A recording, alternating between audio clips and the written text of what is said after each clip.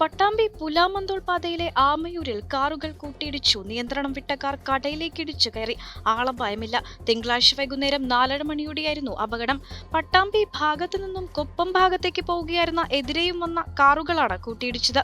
ഇടിയുടെ ആഘാതത്തിൽ നിയന്ത്രണം വിട്ട ഒരു കാർ റോഡിൽ നിന്നും മറിയുകയും മറ്റേ കാർ സമീപത്തെ സൂപ്പർ മാർക്കറ്റിലേക്ക് ഇടിച്ചു കയറുകയുമായിരുന്നു. കടയിൽ ആളുകൾ ഉണ്ടായിരുന്നുവെങ്കിലും ഓടി മാറിയതിനാൽ പരിക്കുകളില്ലാതെ രക്ഷപ്പെട്ടു. കൊപ്പം പോലീസ് സ്ഥലത്തെത്തി മേൽ നടപടികൾ സ്വീകരിച്ചു. കാറിലുണ്ടായിരുന്ന കുട്ടിക്ക് നിസ്സാര പരിക്ക് പറ്റിയതായി കൊപ്പം പോലീസ് അറിയിച്ചു.